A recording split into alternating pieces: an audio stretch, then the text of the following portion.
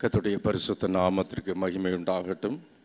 இந்த பரிசுத்த ஓய்வு நாள் காலையிலே உங்களோடு கூட அடியானுக்கும் இந்த ஆராதனையிலே பங்கு கொள்ளும்படியாய் கர்த்தர் எனக்கு கொடுத்ததான இந்த நல்ல பாக்கியமான தருணத்தை நினைத்து நான் ஆண்டவருக்கு நன்றி செலுத்துகிறேன்.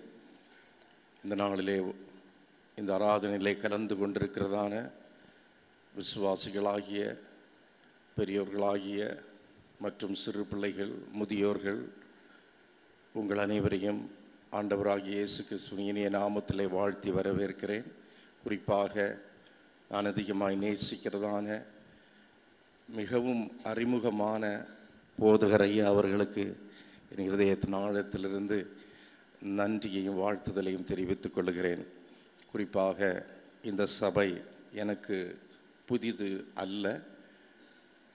என்னை குறித்து சொல்லப்போவேன். ஆனால் நான் பிறந்து என்னுடைய 7 வயது தாண்டுகிறது வரையிலும் ஆராதித்ததான இடம் இந்த சபை. எங்களுடைய வீடு இந்த ரோடுக்கு ஆப்போசிட்டில் தம்பி கிங்ஸ்லியுடைய வீட்டுக்கு பக்கத்தில் உள்ள வீடு தான் எங்கள் வீடு. அப்புறமாக எங்களுடைய பெற்றோர் ஊழியத்திற்கென்று மாலைக்கோடு என்ற பகுதிக்கு இங்கிருந்து ஷிஃப்ட் ஆனதுபடியினாலே அங்கே நாங்கள் கர்த்தரை ஆராதித்து வந்தோம். நாங்கள் இங்கு ஆராதித்ததான அந்நாட்களிலே பாஸ்டர் ஜார்ஜ் குட்டி அவர்கள்தான் இங்கே போதகராக இருந்தார்கள். பாஸ்டர் அவர்களை எனக்கு கடந்த more than 4 decades ஆக அவர்களை நன்கு அறிவோம். அந்நாட்களிலே இந்நாட்களிலும் மிகவும் பிரிஸ்காக ஓடி ஓடி இந்த பகுதிகளிலே மிக வல்லமையாய் கர்த்தருடைய கரங்களிலே எடுத்து உபயோகப்படுத்தப்பட்டதான அருமையான போதகர், கனத்திற்குரிய போதகர் அவர்களை நினைக்கும் பொழுதெல்லாம் இருதயத்தின் ஆழத்திலிருந்து கர்த்தருக்கு நன்றி செலுத்துவதை நாங்கள் எங்களுடைய பழக்கமாக கொண்டிருக்கிறோம். ஏனென்றால் அந்நாட்களிலே அநேக சவால்களை சந்தித்ததான போதகர் மட்டுமல்ல, கடந்த நாட்களிலே அவர்கள் வியாதியாய் கஷ்டப்படுகிறதை என்னுடைய சகோதரர் கிங்ஸ்லி அவர்கள் சொன்ன பொழுதும் அவருக்காக நாங்கள் குடும்பமாக ஜெபித்து கொண்டிருந்தோம். இந்நாட்களிலே போதகர் அவர்களை இம்மட்டும் ஆரோக்கியத்துடன், இம்மட்டும் பலத்துடன், இம்மட்டும் சந்தோஷமாய் கர்த்தரை ஆராதிப்பதையும் இன்னும் ஊழியத்தை செய்வதை நினைக்கும் பொழுது ஆண்டவருக்கு நன்றி செலுத்துவதை தவிர வேறொன்றுமில்லை. நாம் எல்லாரும் கரங்களை உயர்த்தி கர்த்தருக்கு நன்றி செலுத்தும் விதமாய் அல்லேலூயா சொல்லுவோமா? Praise the Lord. கர்த்தர் நல்லவர், அவர் நல்லவர் என்பதை ருசித்து பார்க்க வேண்டும். ருசிக்க ருசிக்க ருசிக்க அவர் எவ்வளவு நல்லவர் என்பதை நம்முடைய வாழ்க்கையிலும் உணரும்படியாய் கர்த்தர் நமக்கு உதவி செய்வார். குறிப்பாக நான் என்னுடைய கல்லூரி படிப்பை முடித்த பிற்பாடு எனக்கு ஜீசஸ் கால்ஸில் ஒரு இன்டர்வியூக்காக அழைக்கப்பட்டேன். நான் அங்கு சென்ற பொழுது அந்த இன்டர்வியூவில் நான் செலக்ட் ஆகவில்லை. ஆகவே மிகவும் சோர்வு உடையவனாக நான் இன்டர்வியூக்கென்று நான் சென்றேனே. திருப்பி எப்படி வருவது? நான் அந்நாட்களிலே என்னுடைய தாத்தா பாஸ்டர் டி ஹாரிஸ் அவர்களோடு கூட தெட்டுக்குழி என்கிறதான பகுதியில் இருக்கிறதான ஐபிசி சபையிலே என்னுடைய தாத்தாவுக்கு உதவியாக அவரோடு கூட இருந்து கொண்டிருந்தேன். அங்கிருந்து தான் படித்து கொண்டிருந்தேன். அப்பொழுது திரும்பி வந்தால் சபை விசுவாசிகள் என்ன நினைப்பார்கள், எல்லாருக்கும் என்ன பதில் சொல்வது என்கிற ஒரு கவலை என்னுடைய இருதயத்தில் ஏற்பட்டது. அங்கே என்னுடைய தாய்மாமா வீட்டில் அண்ணா நகரில் ஒரு சில நாட்கள் நான் அங்கு தங்கியிருந்தேன், ஒரு சில வாரங்கள். அப்பொழுது என்னுடைய தாய்மாமா அவருக்கு தெரிந்த நண்பர் ஆகிய, அவரோடு கூட ஹவுசிங் போர்டில் வேலை பார்த்து கொண்டிருந்ததான அவருடைய நண்பர்கள் ஒருவர் ஸ்கூல் வைத்திருக்கிறார். அவரிடத்திலே உனக்கு விருப்பம் இருந்தால் டீச்சிங் போஸ்ட் அல்லது ஆஃபீஸ் வேலை வாங்கலாம் என்று சொல்லி அவர் என்னிடத்திலே கேட்டார். நான் அப்போதைக்கு சரி என்று சொன்னேன். ஆக அவர் என்னை அழைத்து கொண்டு போய் அவரிடத்தில் என்னை இன்ட்ரடியூஸ் பண்ணி வைத்து, நம்ம ஊரில் சொல்லுவாங்களே ஓய் ஓய் என் தங்கச்சி பையனுக்கு ஒரு வேலை போட்டு கொடும் அப்படின்னு கேட்டாங்க. அவரும் அவர்கள் ஒருவருக்கொருவர் இருந்த அன்பிற்கு இணங்கி எனக்கு ஒரு வேலையை போட்டு கொடுத்தாங்க. அப்போ என்ன கேட்டாங்க, நீங்கள் ஆஃபீஸ் வேலை செய்ய போகிறீங்களா இல்லை டீச்சிங் வேலையை பார்க்க போகிறீங்களா? அப்பொழுது எனக்கு பிஎட் கிடையாது. ஆகவே எனக்கு எந்த வேலை கொடுத்தாலும் பரவாயில்லை, ஆனால் ஆஃபீஸை நான் பெட்டராக இருக்கும்னு நினைக்கிறேன் அப்படின்னு சொன்னேன். ஆனால் அவங்க ஆரம்பத்தில் எனக்கு டீச்சிங் போஸ்ட் கொடுத்தாங்க. எனக்கு சரியாக ஆங்கிலம் ஃப்ளூவெண்டாக பேசுவதற்கு வராது. ஆகவே சற்று தயக்கம் இருந்தது. ஆனாலும் நான் பிள்ளைகளுக்கு பாடங்களை கற்றுக் கொடுக்க ஆரம்பித்தேன். கர்த்தருடைய நாமத்திலே எல்லா வித தாழ்மையோடும் உங்களிடத்திலே சொல்லிக்கொள்ள ஆசைப்படுகிறேன். அங்கே அந்நாட்களிலே 90+ டீச்சர்ஸ் இருந்தாங்க. பல்வேறு தரத்தில் அவர்கள் குவாலிஃபைடாக காணப்பட்டார்கள். 4வது மாதத்திலே ஒரு பேரண்ட்ஸ் டீச்சர்ஸ் மீட்டிங் அங்கு ஒழுங்கு செய்யப்பட்டது. சுமார் 1500 பெற்றோர்கள் கலந்து கொண்டாங்க. அதில் சுமார் 500-600 பெற்றோர்கள் நான் எந்தெந்த பிள்ளைகளுக்கு வகுப்பு எடுத்தேனோ அந்த பெற்றோர்கள் அநேகர் எழும்பி சொன்னது என்னவென்றால், இப்பொழுது ஒரு சிறு பையனாக ஒரு ஆசிரியர் இங்கே வேலைக்கு எடுத்திருக்கிறீங்கல்ல, அவர் நல்லா பண்ணுறாரு, அவருக்கு என் பிள்ளைகளுக்கு டியூஷனுக்கு விட முடியுமா அப்படின்ட்டு கேட்டாங்க. தேவ பிள்ளைகளே, இது வேறொன்றுமல்ல, கர்த்தரால் கூடாதது ஒன்றுமே இல்லை. அல்லேலூயா. நான் எப்படி சற்றும் நான் ஆசிரிய பணியை செய்வதை விரும்பவே இல்லை. ஆனால் கர்த்தர் என்னை ஆமென் அவருடைய கிருபையினால் என்னை ஆசீர்வதித்து அந்த இடத்திலே ஆரம்ப நாட்களிலேயே நான் அவர்களுடைய பார்வைக்கு நான் திறமையாக கற்றுக் கொடுப்பதாக அவர்கள் சொல்லிக்கொள்ள நான் கேள்விப்பட உதவி செய்தார். அதற்காக நான் ஆண்டவருக்கு நன்றி செலுத்துகிறேன். நாட்கள் செல்ல செல்ல எனக்கு அங்கு எங்களுடைய பள்ளிக்கூடம் அந்நாட்களிலே நான் வேலைக்கு சேர்ந்ததான பள்ளிக்கூடம் Ebenezer matriculation higher secondary school, Korattur, Chennai 80. அங்கே வேலைக்கு சேர்ந்தேன். அங்கிருந்து அவர்கள் நாளடைவிலே ஒரு ரெசிடென்ஷியல் ஸ்கூல் ஆரம்பிக்க வேண்டும் என்று திருப்பத்தூர் மாவட்டத்தில், இப்பொழுது திருப்பத்தூர் மாவட்டம், அந்நாட்களிலே வேலூர் மாவட்டம் என்று அழைக்கப்பட்டது, அந்த மாவட்டத்தில் ஒரு ரெசிடென்ஷியல் ஸ்கூல் ஆரம்பிக்க வேண்டும் என்று அவர்கள் யோசித்தபடியினாலே அங்கே அவர்கள் அவ்வாறாக 1989வது ஆண்டு அங்கே அந்த ரெசிடென்ஷியல் ஸ்கூல் ஆரம்பித்தாங்க. ஆனால் அங்கே ரெசிடென்ஷியல் ஸ்கூல் ஆரம்பித்த பொழுது அவர்களுக்கு ஒரு முதல்வர் பிரின்சிபல் தேவைப்பட்டது. அப்பொழுது என்னை கூப்பிட்டு ஆஃபீஸில் கூப்பிட்டு, நீங்கள் அங்கு பிரின்சிபலாக போக வேண்டும் என்று என்னை கேட்டார்கள். நான் சொன்னேன், ஆகவே ஆகாது, முடியவே முடியாது, நான் அதற்கு எவ்வளவும் குவாலிஃபைடு கிடையாது, தகுதியுடையவன் கிடையாது என்று சொன்னது மாத்திரமல்ல, என் கை காலெல்லாம் விரைக்க ஆரம்பித்தது. நான் சொல்வேன், 2 மாதங்கள் நான் சரியாய் தூங்கவே இல்லை. பயம், ஏனென்றால் அப்பேற்பட்ட அனுபவங்கள் எனக்கு இல்லை. அப்பொழுது அவங்க சொன்னாங்க, சரி ஒரு ட்ரையல் அண்ட் எரர் பேசிஸில் போங்க, முடியலைன்னா உங்களை திருப்பி கூப்பிட்டுறோன்னு சொன்னாங்க. அந்த ட்ரையல் அண்ட் எரர் என்று சொன்னால் நான் 6 மாதத்திற்கு மட்டுமே ஒப்புக்கொண்டு நான் அந்த இடத்திற்கு சென்றேன். முதல் வருஷத்தில் 3 பிள்ளைகள். இந்த 3 பிள்ளைகளுக்கு நான் முதல்வராக ஆசிரியராக பணியாற்ற வேண்டிய கட்டாய சூழ்நிலை ஏற்பட்டது. அப்புறமாக எனக்கு அங்கு இருக்க விருப்பமில்லை. எப்பொழுது அங்கிருந்து ஓடலாம், வேறு எந்த இடத்துல வேலையை தேடலாம் என்கிறதான ஒரு எண்ணம், ஒரு ஆவல் என்னை அதிகமாய் உந்தி கொண்டே இருந்தது. நாட்கள் செல்ல செல்ல அதற்கு அடுத்த வருஷத்தில் 67 மாணவர்களை நான் அட்மிட் பண்ணி விட்டு பிஎட் படிக்கிறதுக்காக சென்னை பகுதிக்கு 6 months லீவ் போட்டுட்டு ஆன் டியூட்டி போட்டுட்டு சென்னையிலே வந்து நான் ஒர்க் பண்ணேன். அப்படி நான் பிஎட் முடித்த பிற்பாடு அங்கே ஏலகிரியிலே அந்த ரெசிடென்ஷியல் ஸ்கூலில் என்னுடைய இடத்துல இருந்து கவனித்த ஒருவரால் அங்கே எதையுமே நிர்வகிக்க முடியாதபடி திணறினார்கள். ஆகவே அங்கு பல்வேறு குழப்பங்கள் உண்டானது. அப்பொழுது மறுபடியும் மேனேஜ்மெண்ட் என்னை அழைத்து, நீங்கள் அங்கு போக மாட்டீங்களா அப்படின்னு கேட்டாங்க. ஏன் என்று கேட்டேன். நான் போக வேண்டும் என்று விரும்புகிறேன், ஆனால் விரும்பவில்லை என்று சொன்னேன். அப்புறமாக அவர்கள் சொன்னார்கள், நீங்கள் போங்கினால் நன்றாக இருக்கும் என்று சொன்னாங்க. நான் அங்கு போன உடனே மறுபடியும் அங்கு எல்லா குழப்பங்களும், எந்த ஒரு குழப்பமும் இல்லாதபடி நிசப்தமாய் மாறினதை என் கண்கள் பார்த்தேன். மற்றவர்கள் எல்லாரும் அதை பார்த்தார்கள். யாருக்கிட்டையும் எந்த என்கொயரியும் பண்ணவே இல்லை. அங்கு சூழ்நிலைகள் அங்கு சாதகமாய் அமைந்தது. அதை தொடர்ந்து பள்ளிக்கூடத்திலே ஸ்ட்ரெங்கு அதிகரித்தது.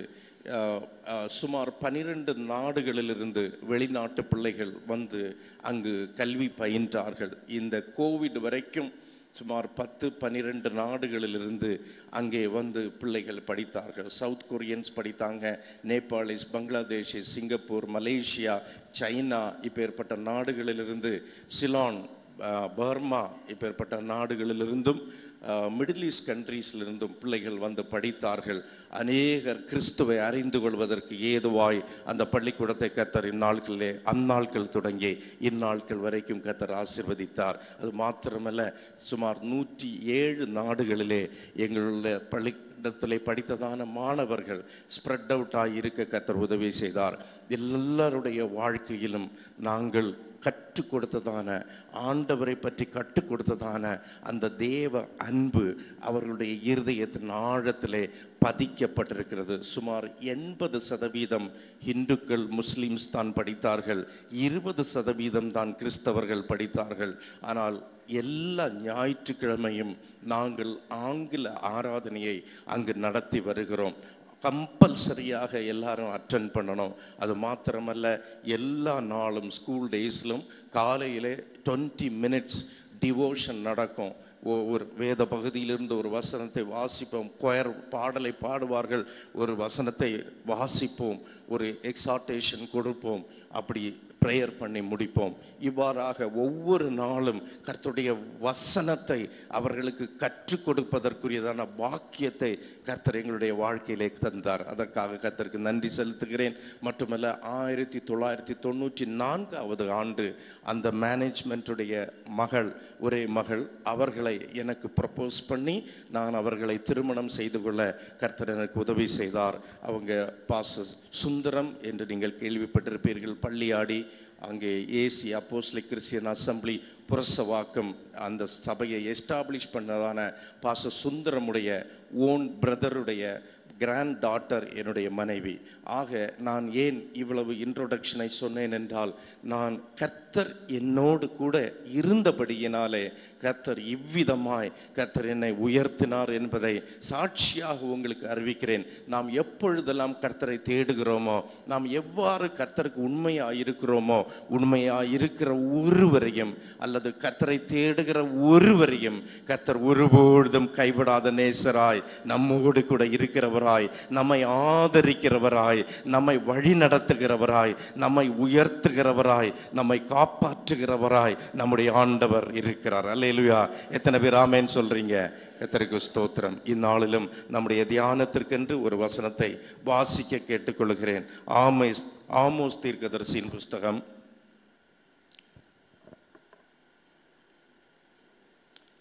5வது அதிகாரம் 14வது வசனத்தை வாசிக்க கேட்போம்.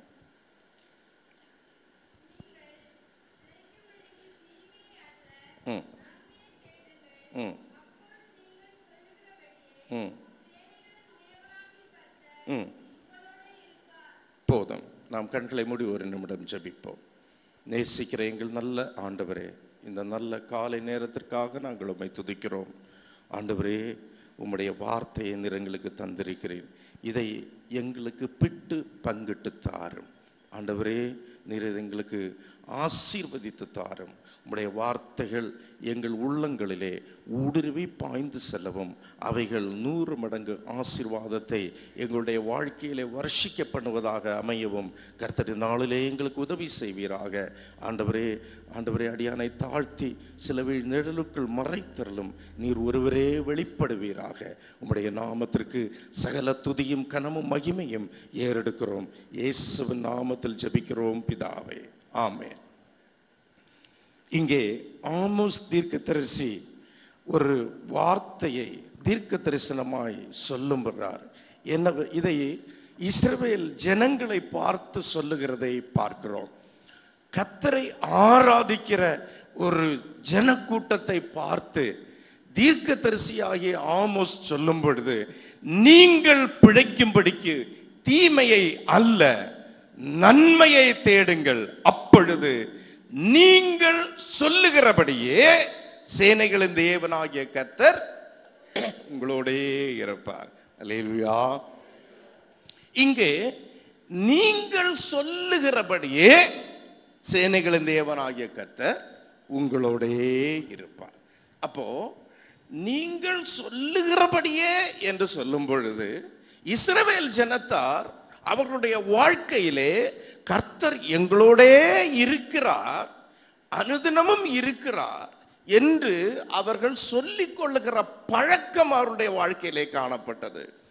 அவர்களுடைய அனுதின வாழ்க்கையிலே ஒவ்வொரு முறையும் கர்த்தர் எங்களோடே இருக்கிறார். அவங்க வாழ்க்கையிலே எகிப்தின் அடிமைத்தனத்திற்கு உட்பட்ட நாட்களே அப்பொழுதும் கர்த்தர் அவர்களோடு கூட இருந்தபடியினாலே, அவர்களுடைய கூக்குரலின் சத்தத்தை ஆண்டவர் கேட்டபடியினாலே அவர்களை அடிமைத்தனத்திலிருந்து கர்த்தர் விடுவித்து ஆமென் கானானுக்கு பிரயாணம் பண்ணுவித்தார். அல்லேலூயா. கானான் தேசத்தை பங்கிட்டு கொடுத்தார். தேவ பிள்ளைகளே, அநேகருடைய வாழ்க்கையிலே ஆண்டவர் கூட இருக்கிறார் என்பதை சொல்லி மெச்சிக்கொள்ள முடிகிறது. ஆனால் அப்பொழுது நீங்கள் சொல்லுகிறபடியே என்கிற வார்த்தையை நாம் சற்று ஆழமாய் சிந்திப்போமே, ஆனால் நாம் சொல்லுகிறபடியே கர்த்தர் கூட இருப்பதில்லையோ என்கிற சந்தேகம் ஏற்பட வேண்டியதாயிருக்கிறது. நான் சொல்லுகிற முறைமையின்படி கர்த்தர் நம்மோடு கூட இருக்கிறாரா என்று சொல்ல முடியவில்லை. ஏனென்றால் கர்த்தர் நம்மோடு கூட இருக்க வேண்டும் என்றால் ஆமோஸ் தீர்க்கதரிசி தேவ ஜனத்திற்கு கட்டளை கொடுக்கும் பொழுது, தீர்க்க தரிசனமாய் சொல்லும் பொழுது ஒரு சில காரியங்களை அந்த ஜனங்கள் பின்பற்றும்படி சொல்லப்படுகிறதை அந்த வசனத்திலே நாம் வாசிக்கும் பொழுது அறிந்து கொள்ள முடியும். நீங்கள் பார்த்தீர்களேயானால், நீங்கள் பிழைக்கும்படிக்கு தீமையை அல்ல நன்மையை தேடுங்கள், நன்மையை தேடுங்கள். அல்லேலூயா. இன்னைக்கு மனுக்குலத்தை பார்க்கும் பொழுது, உலகமெங்கும் உள்ள மனுக்குலத்தை பார்க்கும் பொழுது, தாங்கள் பிழைப்பதற்கென்று அநேக பிரயத்தனங்களை எடுக்கிறது உண்டு. நாமும் கூடத்தான் நம்முடைய வாழ்க்கையிலே நம்முடைய சரீர வளர்ச்சிக்கு, நம்முடைய ஜீவனை பாதுகாத்துக் கொள்வதற்காக, நம்முடைய ஆரோக்கியத்திற்காக, அல்லது நம்முடைய வாழ்க்கையிலே அடுத்த நிலைமைகளிலே நாம் வளரும்படிக்காக நாம் அநேக பிரயத்தனங்களை எடுப்பதுண்டு. ஆனால் வேதம் மிக தெளிவாக சொல்லுகிறது, நம்முடைய ஆத்துமாவுடைய பிழைப்பை குறித்து வேதம் மிக தெளிவாக இருக்கிறது. அல்லேலூயா. இங்கே நீங்கள் பிழைக்கும்படிக்கு தீமையை அல்ல. மனுஷனுடைய வாழ்க்கையிலே அநேக தீமையான காரியங்கள் நடந்தேறுகிறதுண்டு, அநேக நன்மையான காரியங்களும் நடக்கிறதுண்டு. ஆகையினாலே தான் ஆமோஸ் சொல்லும் பொழுது, தீமைக்கு பின்னால் போகாதீர்கள், தீமை உங்களுக்கு ஆசீர்வாதமாக இருக்காது, தீமையை தேடாதீர்கள்.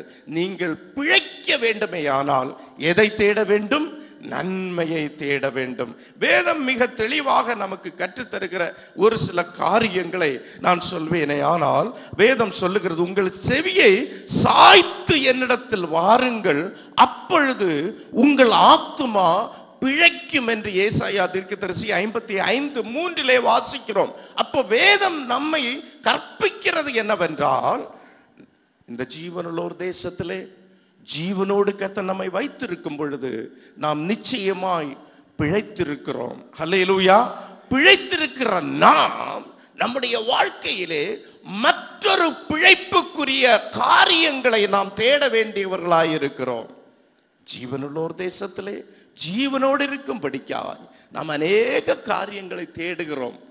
அது வேண்டாம் என்று அல்ல, ஆனால் அவைகளோடு சேர்த்து இன்னொரு காரியத்தை நாம் பிழைக்கும்படிக்காய் நாம் தேட வேண்டும் என்று வேதம் நமக்கு கற்பிக்கிறது. அதைத்தான் ஏசாயா 55:3 வாசிக்கிறோம். நாம் தேட வேண்டிய ஒன்று உண்டு, நாம் பிழைக்கும்படிக்கு தேட வேண்டிய ஒன்று உண்டு. நமக்கு உள்ளே இருக்கிற நம்முடைய ஆத்துமா பிழைக்க வேண்டும். அல்லேலூயா. நம்முடைய ஆத்துமா பிழைக்காவிட்டால், நம்முடைய சரீரம் பிழைத்திருந்தாலும் நம்முடைய ஆத்துமா பிழைக்காவிட்டால், நம்முடைய வாழ்க்கையிலே நாம் தேட வேண்டிய நன்மையை தேடாதவர்களாய், அந்த நன்மையை நாம் அடையாதவர்களாய் இந்த உலகத்தை விட்டு பிரிக்கப்படுகிறவர்களாய் மாறி போவோம். இன்றைக்கு மனுக்குலத்தை பார்க்கும் பொழுது ஆமென், அநேகர் அல்லேலூயா இந்நாட்களிலே அவர்களுக்கு இந்த பிழைப்பை பற்றி அறிவீனமாய் காணப்படுகிறார்கள், அறிவற்றவர்களாய் காணப்படுகிறார்கள். ஆனால் இப்பேற்பட்ட ஞானமுடைய இருதயத்தை ஆமென் இங்கு கூடி வந்திருக்கிற தேவ ஜனத்திற்கு கர்த்தர் தந்ததை நினைத்து நான் ஆண்டவருக்கு நன்றி செலுத்துகிறேன். ஹல்லேலூயா. நம்முடைய வாழ்க்கையிலே நாம் அப்பேற்பட்ட ஆத்தும பிழைப்பை நாம் தேடுகிறவர்களாய் இருக்கும் பொழுது வேதம் சொல்லுகிறது, மனுஷன் அப்பத்தினால் மாத்திரமல்ல கர்த்தருடைய வாயிலிருந்து பிறக்கும் ஒவ்வொரு வார்த்தையினாலும் அவன் பிழைப்பான். ஹல்லேலூயா. அப்படி என்றால் நம்முடைய வாழ்க்கையிலே நம்முடைய பிரயத்தனம் மாத்திரமல்ல, நாம் அன்றன்றுள்ள அனுதின ஜீவியத்திற்கென்று அது நம்முடைய படிப்பானாலும், நம்முடைய வேலையானாலும், நம்முடைய தொழிலானாலும், அல்லது கர்த்தர் நம்மை ஆசீர்வதித்து உயர்த்தி வைத்திருக்கிற எந்த ஸ்தானமானாலும் அவைகள் கர்த்தரால் நமக்கு உண்டாயிருக்கிறது. அதே நேரத்தில் நம்முடைய மற்றொரு பகுதி, நம்முடைய ஆத்மா பிழைத்திருப்பதற்கென்று நாம் சில காரியங்களை செய்ய வேண்டியவர்களாய் காணப்படுகிறோம். வேதம் சொல்லுகிறது, விசுவாசத்தினாலே நீதிமான் பிழைப்பான். நம்முடைய வாழ்க்கையிலே அப்பேற்பட்டதான ஒரு அண்டர்ஸ்டாண்டிங், ஒரு புரிதல் நம்முடைய வாழ்க்கையிலே காணப்பட வேண்டும். வேதம் என்ன சொல்லுகிறது என்றால், எசேக்கியேல் 20:11 இப்படி வாசிக்கிறோம், என் கட்டளைகளை அவர்களுக்கு கொடுத்து என் நியாயங்களை அவர்களுக்கு தெரியப்படுத்தினேன், அவைகளின்படி செய்கிற மனுஷன் அவைகளால் பிழைப்பான். அப்போ கர்த்தருடைய வசனத்தை நாம் கைக்கொண்டு, கர்த்தருடைய கட்டளைகளை கைக்கொண்டு அவைகளின்படி செய்கிற புத்தியுடைய கர்த்தருடைய பிள்ளைகளாய் கர்த்தர் நம்மை ஆசீர்வதிப்பாராக. அது மாத்திரமல்ல, வேதம் சொல்லுகிறது உபாகமம் 30:19 நீயும் உன் சந்ததியும் பிழைக்கும்படிக்கு, நீயும் உன் சந்ததியும் பிழைக்கும்படிக்கு நீ ஜீவனை தெரிந்து கொண்டு ஆமென் அவரில் அன்பு கூர்ந்து ஆமென் அவர் சத்தத்துக்கு செவி கொடுத்து அவரை பற்றி கொள்வோமாக. அப்போ நம்முடைய வாழ்க்கையிலே நாம் எப்பொழுதும் அவருடைய சத்தத்தை கேட்கிறவர்களாய், அவருடைய வார்த்தையை கேட்கிறவர்களாய், அவருடைய கட்டளைகளுக்கு கீழ்ப்படுகிறவர்களாய் ஆமென் நம்மை ஆமென் மாற்றிக்கொள்வோமையானால் நம்முடைய ஆத்துமா பிழைக்கும், நம்முடைய ஆத்துமா செழிக்கும். அல்லேலூயா. நம்முடைய அனுதின வாழ்க்கையிலே நாம் அனுதினமும் போராடி கொண்டிருக்கிறோம், நம்முடைய ஜீவனுக்காக, நம்முடைய பாதுகாப்புக்காக, நம்முடைய பிழைப்பிற்காக.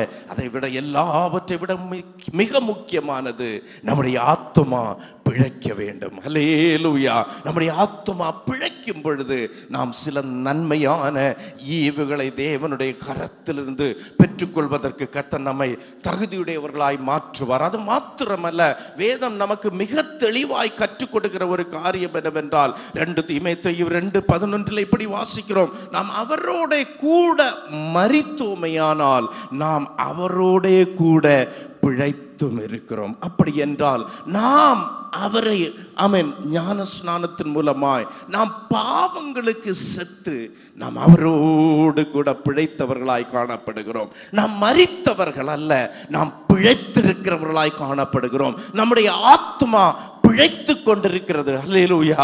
ஆகவே வேதம் சொல்லுகிறது, நாம் நமக்கென்று ஒரு சிந்தனை காணப்பட வேண்டும். என்ன தெரியுமா? ரோமர் 6:11 இப்படி வாசிக்கிறோம், நீங்களும் உங்களை பாவத்துக்கு மரித்தவர்களாகவும் நம்முடைய கர்த்தராகிய இயேசு கிறிஸ்துவுக்கென்று ஆமென் தேவனுக்கென்று பிழைக்கிறவர்களாகவும் எண்ணிக்கொள்ளுங்கள். அப்படி என்றால் நாம் பிழைத்திருக்கிறோம்.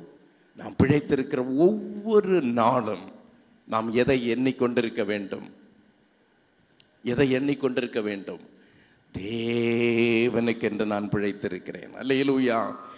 எனக்கென்று பிழைக்கவில்லை, நான் பிழைத்திருக்கிறது தேவனுக்கென்று. இந்த ஜீவனுள்ள ஒரு தேசத்திலே கர்த்தர் நம்மை ஜீவனோடு வைத்திருக்கிற ஒவ்வொரு நாளும் நாம் எண்ணிக்கொள்ள வேண்டிய ஒரு காரியம் என்னவென்றால், நான் தேவனுக்கென்று பிழைத்திருக்கிறேன். அல்லேலூயா, அல்லேலூயா, ஹல்லேலூயா. கலாத்தியர் 2:20 இப்படி வாசிக்கிறோம், நான் கிறிஸ்துவுடனே கூட சிலுவையில் அறையப்பட்டேன், ஆயினும் பிழைத்திருக்கிறேன். இனி யார் இல்ல? நான் அல்ல. அல்லேலூயா, அல்லேலூயா. எத்தனை பேர் ஆமென் சொல்றீங்க? இனி நான் அல்ல, இனி யாருங்க? அவரே என்னில் பிழைத்திருக்கிறார். அல்லேலூயா. நம்முடைய வாழ்க்கையிலே நாம் பிழைத்திருக்கும் பொழுது நாம் அல்ல, அவரே நமக்குள் பிழைத்திருக்கிறார். Glory to God. நான் அல்ல. அநேக நேரங்களிலே பிழைத்திருக்கிற நாம், ஜீவனோடு இருக்கிற நாம் நினைத்துக் கொள்ளுகிறோம், நான் நான் நான். இல்லை, இல்லை. நாம் சிலுவையிலே அறையப்பட்ட தேவ பிள்ளைகள். இப்ப நாம் யாரா பிழைத்திருக்கிறோம்? அவரால் பிழைத்திருக்கிறோம், அவராகவே பிழைத்திருக்கிறோம். ஆகவேதான் தேவன், ஆண்டவராகிய தேவன் குமாரனாகிய கிறிஸ்துவை இந்த உலகத்திலே நாம் பிழைத்திருக்கும்படிக்கு அவர் இந்த உலகத்திலே நமக்காக அனுப்பி இருக்கிறார். அல்லேலூயா சொல்லுவோமா? நமக்காக ஒருவர் கொடுக்கப்பட்டார், நமக்காக ஒருவர் இந்த உலகத்திலே வந்திருக்கிறார், நமக்காக நாம் பிழைத்திருக்கும்படிக்கு. இன்றைக்கு கூட ஒரு பகுதியை வாசித்தோம் அல்லவா? போதகர் அவர்கள் 2 கொரிந்தியர் 8வது அதிகாரத்திலே நம்மை ஐஸ்வர்யவான்களாக்கும்படிக்கு அவர் தரித்திரராய் நம்மை ஆக்கி கொண்டு அவர் நம்ம ஒவ்வொருவரையும் ஐஸ்வர்யவான்களாக மாற்றி நம்மை பிழைத்திருக்க பண்ணி இருக்கிறார். அல்லேலூயா. இன்னைக்கு நம்ம பிழைத்திருக்கிறது அவர் தரித்திரரானதுனால. இன்றைக்கு நாம் ஐஸ்வர்யவான்களாய், நாம் இவ்வளவு சந்தோஷமாய் கர்த்தரை ஆராதிப்பதற்கு காரணம் என்னவென்றால், அவர் நமக்காக கொடுக்கப்பட்டது மாத்திரமல்ல, நம் ஒவ்வொருவருக்காக அவர் தம்மை தரித்திரராக ஆக்கி நம்மை ஐஸ்வர்யவான்களாக்கினார். அல்லேலூயா. அவருடைய நோக்கம் நம்மை ஐஸ்வர்யவான்கள் ஆக்குவது. இந்த உலக பிரகாரமான ஐஸ்வர்யத்தை நாம் எண்ணிக்கொண்டிருப்பதற்கு அல்ல.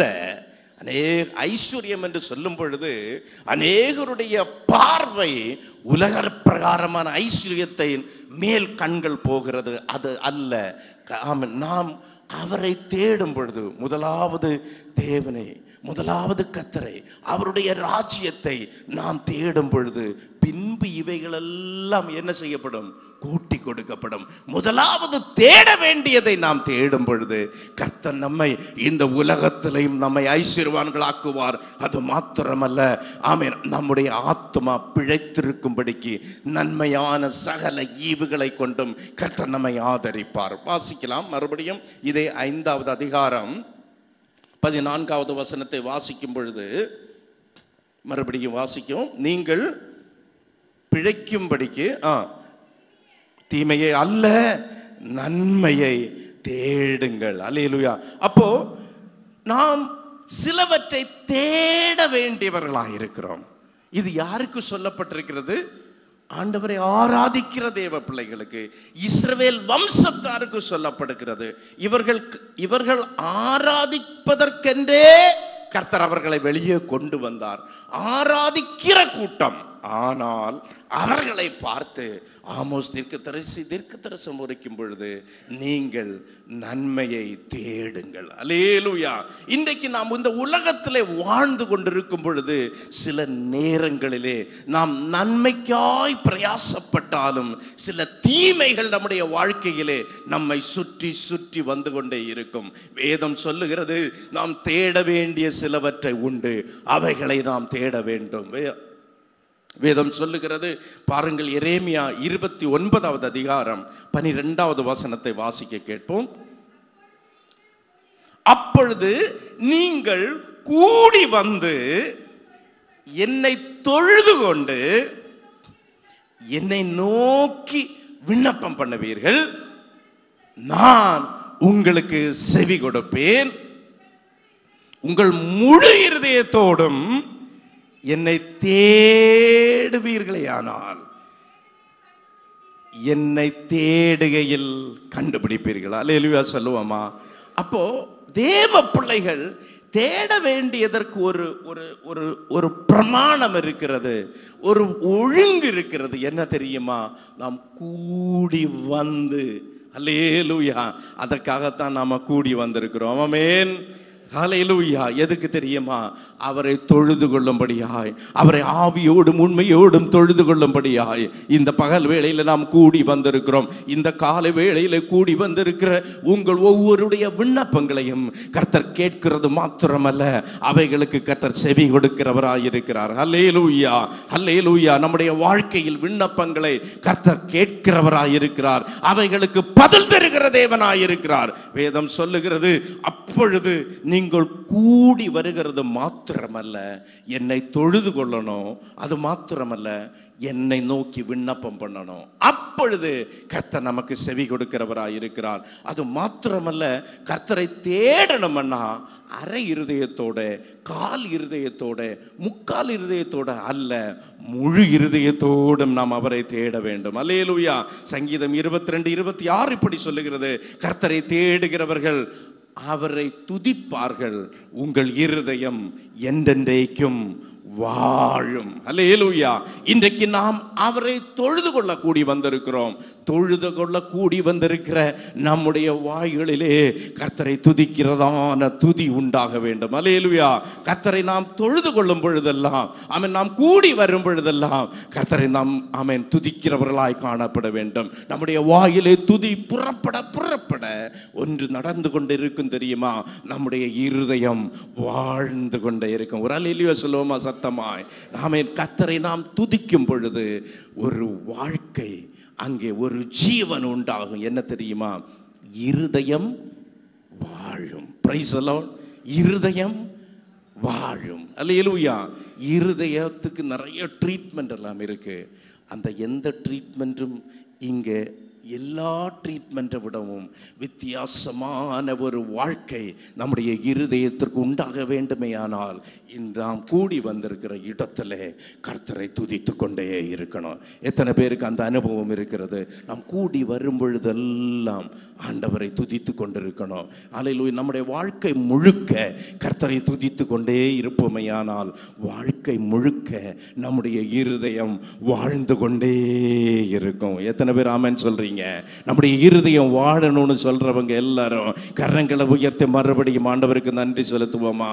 ஹல்லேலூயா.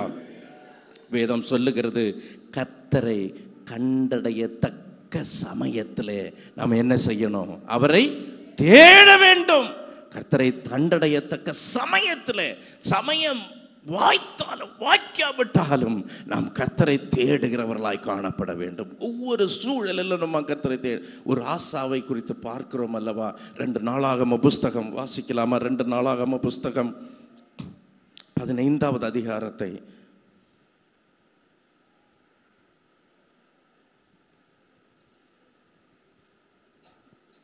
2வது வசனம் வாசிப்போம்.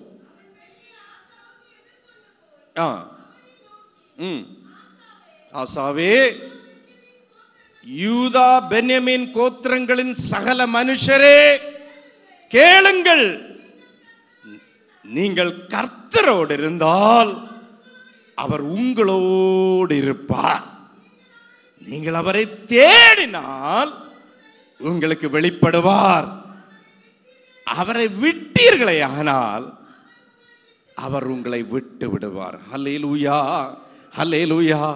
அப்போ ஆமோஸ் தீர்க்கதரிசி சொல்லும் பொழுது, நன்மையை தேடுங்கள், அப்பொழுது அவர் உங்களோடு, நீங்கள் சொல்லுகிறபடியே எப்படி இருப்பார்? உங்களோடு இருப்பார். எதை தேடணும்? நன்மையை தேடணும். அப்ப நன்மை என்றால் ஆண்டவர் நமக்கு சொல்லி தந்திருக்கிற கற்பனைகள், அவருடைய கட்டளைகளை தேடி அவைகளிலே உண்மையாய் இருக்கும் பொழுது நம்முடைய ஆத்துமா பிழைக்கும், நம்முடைய இருதயம் வாழும். அது மாத்திரமல்ல, அந்த ஆத்துமாவுக்கென்று நாம் தேடுகிற தேடுதல், அதிலே கர்த்தர் நம்மோடு கூட வாசம் பண்ணுவார். அல்லேலூயா. அவர் நம்மோடு கூட இருப்பார். எப்போ தெரியுமா? நம்முடைய ஆத்துமா பிழைக்கும்படியாய் நாம் அவரை தேடும் பொழுது அவர் நம்மோடு கூட இருப்பார். இங்கே ஒரு ஆசாவை பார்த்து அங்கே ஒரு அசரியா இறங்கி வந்து சொல்லுகிற காரியம்தான். ஆசாவின் முகத்தை பார்த்து பாருங்க என்ன சொல்லுகிறார். நீங்கள் அவரை தேடினால் உங்களுக்கு வெளிப்படுவார். பிரச்சனைகள் உண்டு, அங்கே பெரிய யுத்தத்திற்கு அங்கே ரெடியா இருக்கிறாங்க. ஆனா இந்த சூழ்நிலையில நீங்கள் அவரை தேடினால் அவர் உங்களுக்கு வெளிப்படுவார். நம்முடைய வாழ்க்கையில் உள்ளதான பிரச்சனைகளின் மத்தியிலே, போராட்டத்தின் மத்தியிலே, வியாதியின் மத்தியிலே, நெருக்கங்களின் மத்தியிலே, இல்லாய்மையின் மத்தியிலே, குறைகளின் மத்தியிலே, கண்ணீரின் மத்தியிலே, வேதனைகளின் மத்தியிலே நாம் அவரை தேடுவோமையானால் அவர் நமக்கு அந்த சூழ்நிலைகளில் எல்லாம் அவர் வெளிப்படுவார். மாத்திரமல்ல, அவர் நமக்கு இளைப்பாறுதலை தருவார், நமக்கு ஒரு விடுதலையை தருவார், நம்ம பிரச்சனைகளுக்கு ஒரு முடிவை கர்த்தர் கட்டளையிடுவார். அல்லேலூயா. எத்தனை பேர் விசுவாசிக்கிறீங்க? அங்கே ஆசாவனுடைய வாழ்க்கையிலே பயங்கரமான நெருக்கடி, பயங்கரமான யுத்தம். அவனுக்கு என்ன செய்வது என்று தெரியவில்லை. ஆனால் அவன் கர்த்தரை தேடுகிறவனானபடியினாலே அவனுக்கென்று அங்கே ஒரு அசரியாவை கர்த்தர் அனுப்புகிறார். அல்லேலூயா. அங்கே ஒரு அசரியாவை கர்த்தர் அனுப்புகிறார். நீங்களும் நானும் கர்த்தரை தேடுகிறவர்களாய் இருப்போமே ஆனால் நம்முடைய நெருக்கங்களின் மத்தியிலே, நம்முடைய சோதனைகளின் மத்தியிலே, நம்முடைய வேதனைகளின் மத்தியிலே, நாம் கடந்து செல்லுகிற பாதையிலே நமக்கு ஆமென் கர்த்தர் வெளிப்படும் விதமாய் கர்த்தர் தம்முடைய தூதனை நமக்கென்று கர்த்தர் அனுப்புவார். நமக்கென்று கர்த்தர் தர வேண்டிய போதனைகளை கர்த்தர் தருவார். அதுக்கு தான் நம்ம என்ன செய்ய வேண்டும்? அவரை தேட வேண்டும். தேவ பிள்ளைகளே, ஒரு தாவீது தன்னுடைய குமாரனாகிய சாலமோனுக்கு ஆமென் அவன் அறிவுரை வழங்கும் பொழுது, சாலமோன் ஆமென் ராஜ்யபாரத்தை ஏற்றெடுப்பதற்கு முன்பதாக தாவீது அவனுக்கு ஒரு அறிவுரை சொல்லுகிறதை பார்க்கிறோம். அதை நாம் 1 நாளாகமம் 28:9 வாசிக்கிறோம். கர்த்தர் எல்லா இருதயங்களையும் ஆராய்ந்து நினைவுகளின் தோற்றங்களை எல்லாம் அறிகிறார். மகனே, நினைவுகளின் தோற்றங்களை எல்லாம் அறிகிறார். உன்னுடைய இருதயத்தின் தோற்றத்தை கர்த்தர் அறிகிறார். எல்லாருடைய இருதயத்தையும் ஆராய்ந்து அறிகிறார். ஆனா ஒன்று, நீ அவரை தேடினால் உனக்கு தென்படுவார். அல்லேலூயா. நீ ராஜ்யபாரத்தை எடுக்க போறது உண்மைதான். ஆனா உன்னுடைய வாழ்க்கையில் ஒரு அனுபவம் உண்டாயிருக்க வேண்டும். என்னது? நீ அவரை தேட வேண்டும். அல்லேலூயா. நம்முடைய வாழ்க்கையிலே எல்லா சூழ்நிலையிலும் கர்த்தர் தருகிற நன்மையான ஆமென் எல்லா இக்கட்டின் பாதையா இருந்தாலும் நாம் கர்த்தரை தேடுகிறதை விட்டு விடக்கூடாது. அல்லேலூயா. ஒரு யோசபாத்தை குறித்து நாம் பார்க்கிறோம் அல்லவா? அதை நாம் 2 நாளாகமம் 20வது அதிகாரத்திலே நாம் வாசிக்கிறோம். ஆமென் 3வது வசனத்திலே வாசிக்கிறோம். ஒரு யோசபாத். அல்லேலூயா. வாசிக்கிறோம் 20:3.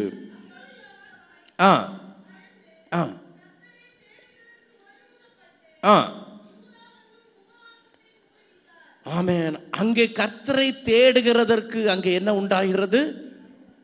ஒரு முகம் உண்டாகிறது. அல்லேலூயா. அங்கே யோசபாத்துக்கு பெரிய பிரச்சனை வருகிறதை நான் காரியங்களை விளக்கி சொல்வதற்கு நேரமில்லை.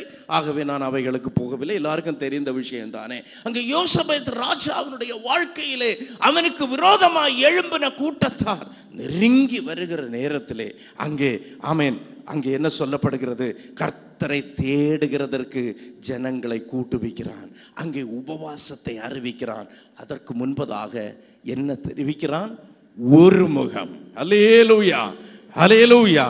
ஒரு முகத்தோடு அவர் நாமத்தை துதிகள் செலுத்தி ஓம் ஒரு முகத்தோடு அவர் நாம கரங்களை தட்டி பாடுவோமா?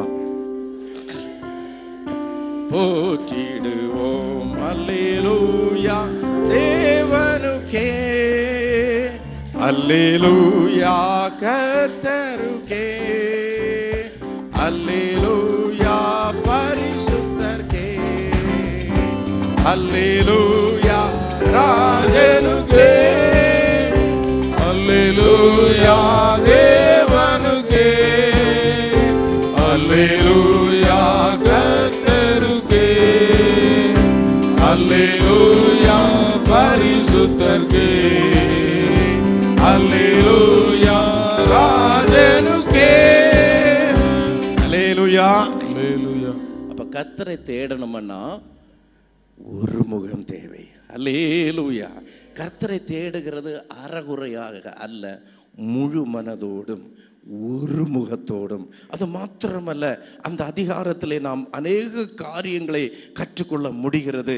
எல்லாவற்றையும் எனக்கு நேரம் இல்லை. அங்கே நீங்கள் 12வது வசனத்தை வாசிக்கும் பொழுது நமக்கு நல்லா தெரியுமே, அங்கே கர்த்தரை தேடுக வரும் பொழுது தன்னை வெறுமையாக்குகிறதை பார்க்கிறோம். 12வது வசனம் 20:12.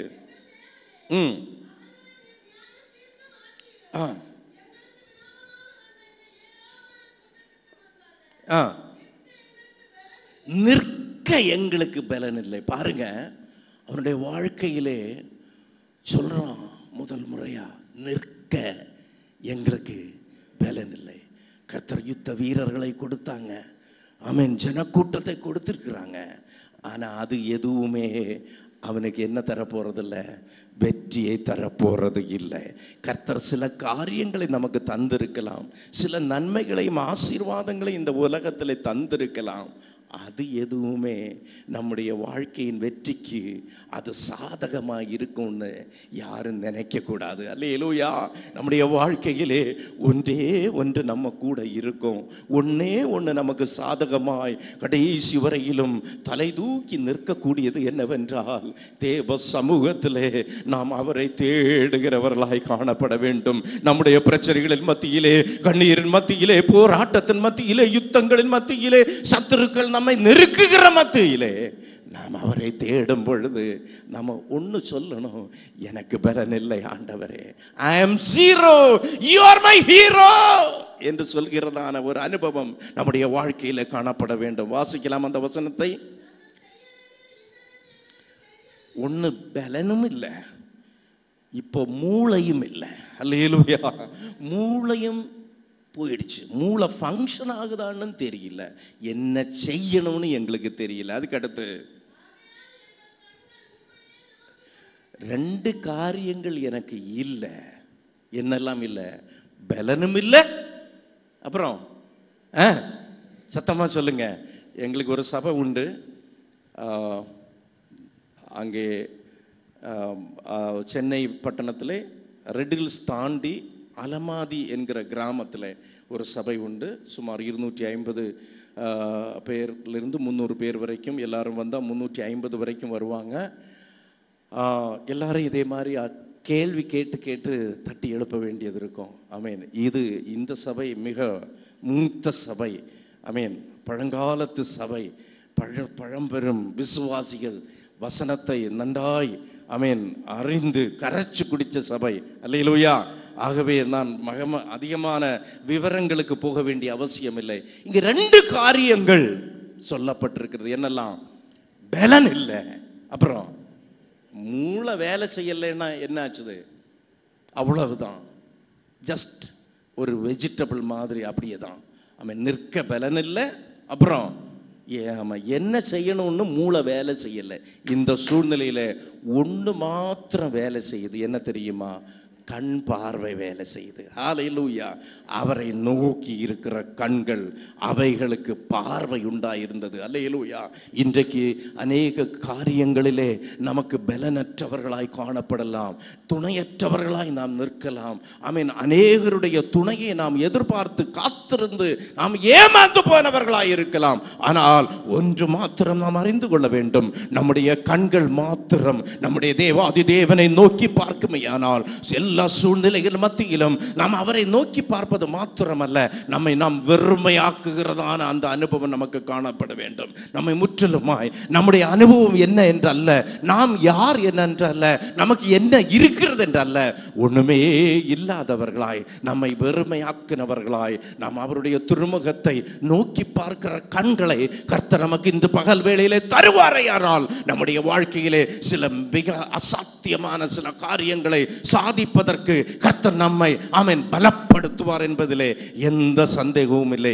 இங்கே பார்க்கும் பொழுது தேவ பிள்ளைகளே, மிகப்பெரிய வெற்றியை கர்த்தர் அவர்களுக்கு கட்டளையிட்டதை பார்க்கிறோம். அது மாத்திரமல்ல, நான் வேதத்திலே வாசிக்கும் பொழுது ஆமென், ஒரு மனாசேயை குறித்து பார்க்கிறோம்.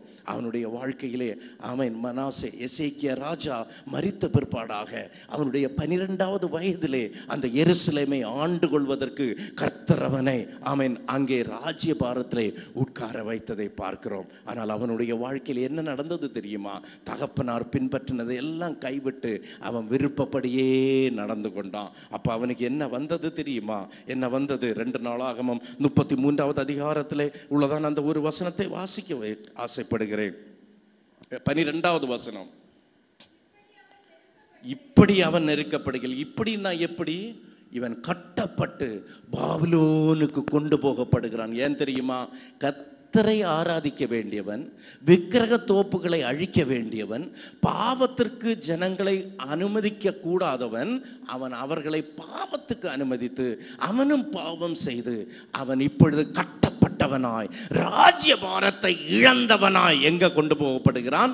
சிறையிருப்புக்கு கொண்டு போகப்படுகிறான். ஒரு கர்த்தரை ஆராதிக்க வேண்டிய ஒரு தேவ பிள்ளை, கர்த்தரை தொழுது கொள்ள வேண்டிய தேவ பிள்ளைகள், நீங்கள் ஒருவேளை கர்த்தரை விட்டு பின்வாங்கி போவீர்களே ஆனால், நம்முடைய வாழ்க்கையிலே கர்த்தரை விட்டு பின்வாங்குகிற சூழ்நிலைக்கு நாம் நம்மை அனுமதிப்போமையானால் நாம் கட்டுக்குள்ளாய் மாறுவோம். அல்லேலூயா. ஆகவே இதை ஒரு எச்சரிப்பாய் எடுத்துக்கொள்ள வேண்டும் என்று நான் கேட்டுக்கொள்கிறேன். நம்முடைய வாழ்க்கையிலே ஒருபொழுதும் கர்த்தரை விட்டு பின்வாங்குகிறவர்களாய், அவரை தேடுகிறவர்களாய், அவரை பின்பற்றுகிறவர்களாய், உண்மையாய் அவரை தொழுது கொள்ளுகிறவர்களாய் நாம் மாறும் பொழுது கர்த்தர் நம்மை ஆதரிக்க கூடும். வேதம் என்ன சொல்லுகிறது என்றால், இப்படி அவன் நெருக்கப்படுகையில் அவன் என்ன பண்ணனா? இப்போ கர்த்தரை நோக்கி கெஞ்சுகிறான். மிகவும் மிகவும் மிகவும் தன்னை தாழ்த்தினான். கடந்த காலகட்டத்திலே இந்த தாழ்த்துகிற அனுபவம் அவனுடைய வாழ்க்கையில் இல்லாமல் இருந்தது. அல்லேலூயா. கட்டப்பட்ட நிலைமையிலே மிகவும் தன்னை தாழ்த்தினான். அடுத்த வசனம்.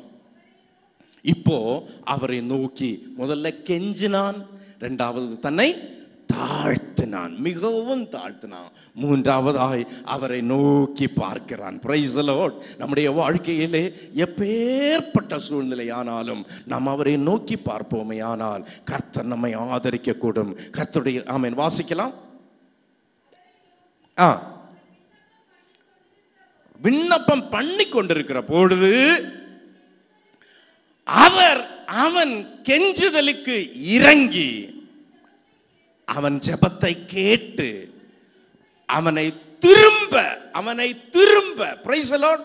அந்த இடத்துல நாம் மிகவும் ஒரு ஸ்ட்ரெஸ் கொடுக்க ஆசைப்படுகிறேன். அவனை திரும்ப அப்படின்னா ஒரு அபவுட் டர்ன் அவனுடைய வாழ்க்கையில் உண்டாகிறது.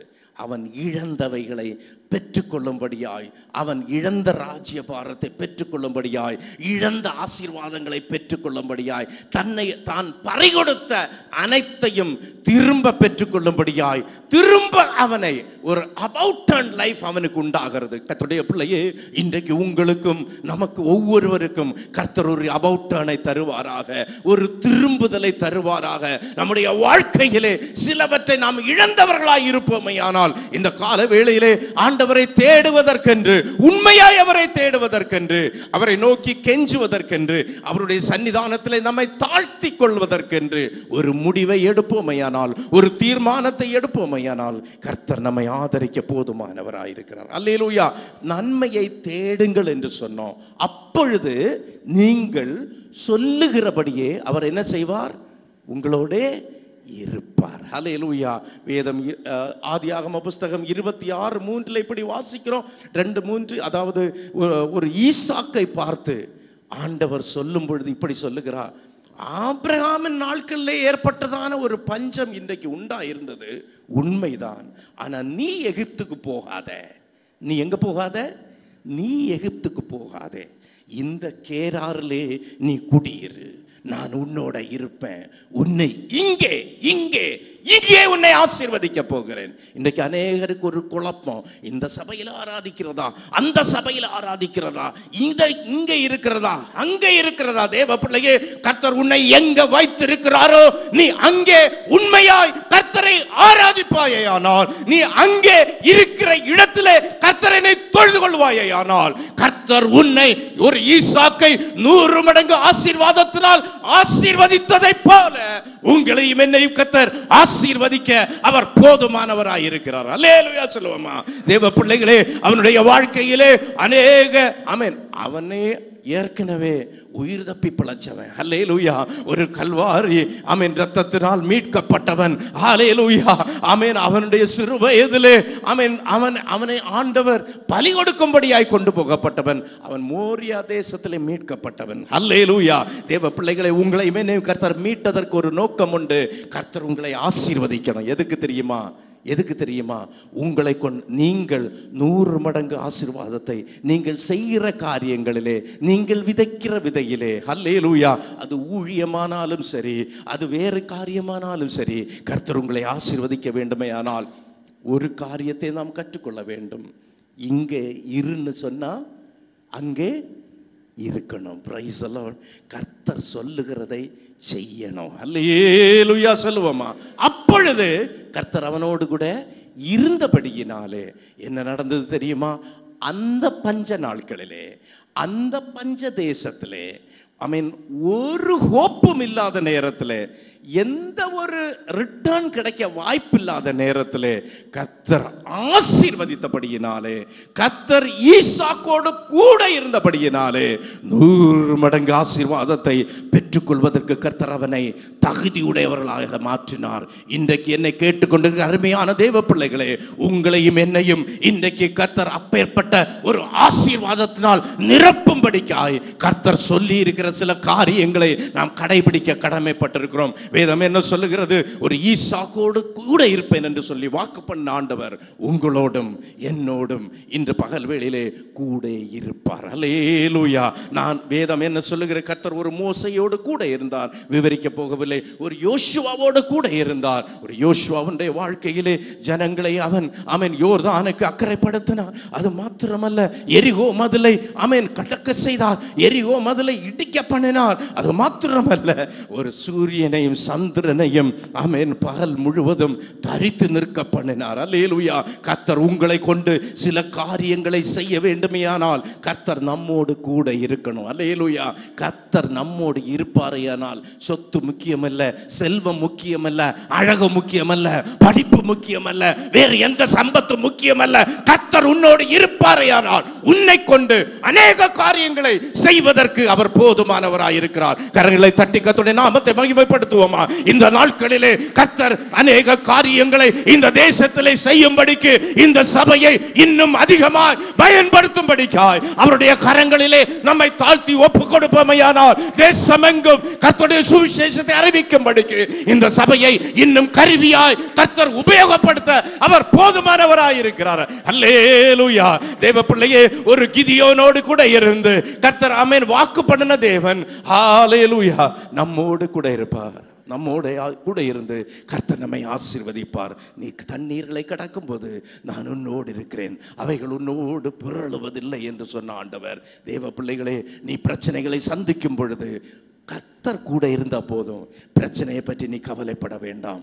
இல்லாமையை குறித்து கவலைப்பட வேண்டாம். சோதனையை குறித்து கவலைப்பட வேண்டாம். ஒரு எரேமியாவை குறித்து சொல்லும் பொழுது, உன்னை காப்பாற்றுவதற்கென்று நான் உன்னோடு கூட இருக்கிறேன். அல்லேலூயா.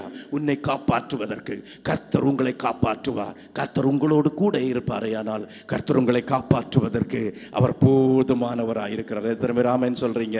இந்நாட்களிலே நம்முடைய வாழ்க்கையிலே ஆமோஸ் தீர்க்கதரிசி புஸ்தகத்திலே நான் வாசித்ததை போல அந்த வசனத்தை மறுபடியும் வாசித்து நான் முடிக்க போகிறேன். வாசிக்கலாம். நீங்கள் பிழைக்கும்படிக்கு தீமையை அல்ல நன்மையை தேடுகிற பாக்கியத்தை கர்த்தர் நமக்கு தருவாராக. மட்டுமல்ல, வாசிப்போம். அப்பொழுது சொல்லுகிறபடியே கர்த்தர் உங்களோடே இருப்பார். அல்லேலூயா. இந்த வார்த்தைகளை கொண்டு கர்த்தர் நம்மை ஆசீர்வதிப்பாராக. கர்த்தருடைய நாமத்திற்கு மகிமை உண்டாவதாக. அடியானுக்காகவும் நீங்கள் தொடர்ந்து ஜெபிக்கும்படி உங்களை தாழ்மையோடு கேட்டுக்கொண்டு என்னுடைய வார்த்தையில் இருந்து கொள்கிறேன். கர்த்தர் நம்மை ஆசீர்வதிப்பாராக.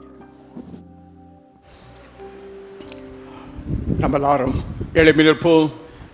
ஆண்டவருடைய சன்னிதானத்தில் நாம் கேட்டதான வார்த்தைகளை நம்முடைய கண்களுக்கு முன்னே கொண்டு வருவோம். தெய்வ சன்னிதானத்தில் பிரியமானவனே, அவன் ஆத்மா வாழ்கிறது போல நீ எல்லாவற்றிலும் வாழ்ந்து சுகமாயிருப்பாயாக. நாம் இந்த உலகத்தில் வாழ்வதற்கு சுகம், பலன், பணம், பதவி, பட்டம் அநேகத்தை நாம் தேடுகிறோம். ஆனால் கர்த்தர் நம்மோடு கூட இருக்கும்படியாக அவரை நாம் தேடுவோமே. ஆனால் நம்முடைய ஆத்துமா இம்மையிலும் மறுமையிலும் பிழைத்திருக்கும், மகிமையாய் வாழும். எத்தனை பேர் விரும்புறீங்க? ஹல்லேலூயா, ஸ்தோத்திரம். நினையாத நேரத்தில் வாழ்வில் எனக்கு நிற்க பலனில்லையே, நான் செய்ய வேண்டுவது எது என்று எனக்கு தெரியலையே என்று கலங்கும் நேரங்கள் வாழ்க்கையில் வரும்.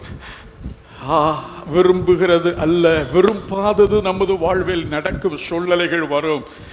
நம்மை நேசித்தோர் நம்மை விட்டு அகன்று போய் தனிமையில் நிற்கும் நேரம் வரும். ஆனால் அந்த நேரத்தில் நான் உன்னை விட்டு விலகுவதும் இல்லை, உன்னை கைவிடுவதும் இல்லை என்று சொன்ன கர்த்தர் நம்மோடு இருக்கும்படியாக ஸ்தோத்திரம். அவருடைய வார்த்தையை நாம் தேடி, அவருடைய வழிகளை நாடி, அவருடைய சமூகத்தை தேடுகிற கர்த்தருடைய பிள்ளைகளாய் இருப்போமே. ஆனால் அந்த இருள் நிறைந்த நேரத்தில், தனிமையான நேரத்தில் நம்முடைய ஆத்துமா பிழைத்திருக்கும்படியாய், உயர்ந்திருக்கும்படியாய், நம்முடைய தலையிலே கிரீடத்தை சூட்டி எண்ணெயால் அபிஷேகம் பண்ணி சத்துருக்களுக்கு எதிரே பந்தி ஆயத்தப்படுத்தி நம்மை உயர்த்தி நிறுத்துகிற நல்ல ஆண்டவர் கூட இருக்கிறார். எத்தனை பேர் விரும்புறீங்க? கரங்களை உயர்த்தி கர்த்தரை பார்த்து, ஆண்டவரே, நான் விரும்புகிறபடியே, நான் எதிர்பார்க்கிறபடியே கர்த்தரனோடு கூட எப்பொழுதும் இருக்கத்தக்கதாக ராஜா, நான் நன்மையை தேடுவேன், உம்மையை தேடுவேன், உம்முடைய வார்த்தைகளை தேடுவேன், உம்முடைய வழிகளை தேடுவேன்.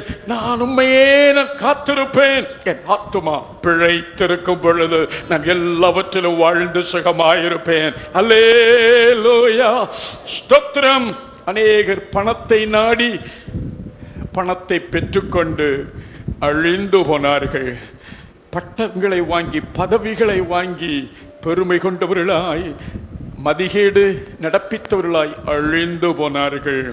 ஆனால் கர்த்தருக்கு காத்திருக்கிறவர்கள் புது பலன் அடைந்து கழுகுகளைப் போல சட்டைகளை அடித்து உயரே எழும்பி ஞானவான்களும் கீர்த்தி உள்ளவர்களும் நற்குணசாலிகளும் புகழ்ச்சியானவர்களும் ஆமென் உலகத்துக்கு ஆசீர்வாதங்களுமாய் கர்த்தர் அவர்களை மாற்றினார். கர்த்தருடைய முகம் பிரகாசிக்கிறது போல அவருடைய முகங்களை கர்த்தர் பிரகாசிக்க பண்ணினார். இந்த ஏழை கூப்பிட்டான், கர்த்தர் கேட்ட அவனவன் இடுக்கண்களுக்கெல்லாம் நீங்களாக்கி ரட்சித்தார். கர்த்தர் கூட இருக்கிற பாக்கியத்திற்காக வாய்திறந்து நன்றி சொல்லுவோம். ஹல்லேலூயா.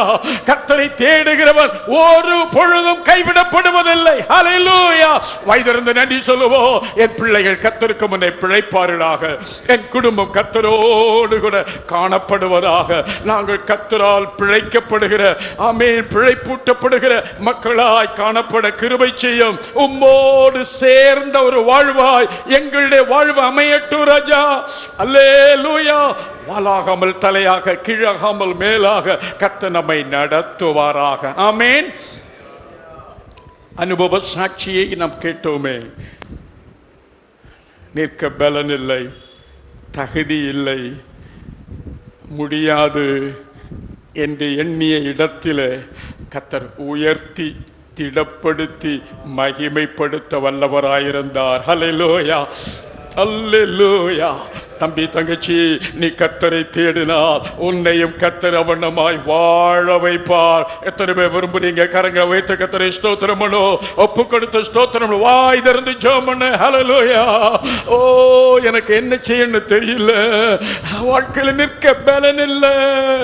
என் ஆண்டவரே, நான் பிழைத்திருக்கத்தக்கதாக நீர் கூட இருப்பீராக, என்னை திடப்படுத்துவீராக, என் தேர்வில் கூட இருப்பீராக, என் எதிர்கால வாழ்வில் கூட இருப்பீராக, என் தனிமையில் கூட இருப்பீராக. உம்மையை தேடுகிறேன், உமது வழிகளை நாடுகிறேன், உம்முடைய வார்த்தையை பற்றிக் கொள்ளுகிறேன். என்னை வாழ வைக்கிற தேவனுக்கு நன்றி என்று சொல்லி ஒப்புக்கொடு. இம்மையிலும் மறுமையிலும் நீ வாழ்ந்திருப்பதற்கு கர்த்தர் கிருபை செய்வார். ஹல்லேலூயா. எங்கள் கிருபை இரக்கம் நிறைந்த நல்ல தகப்பனே, ஆசீர்வாதமான ஆராதனை நேரத்திற்காக உமக்கு நாங்கள் நன்றி சொல்லுகிறோம்.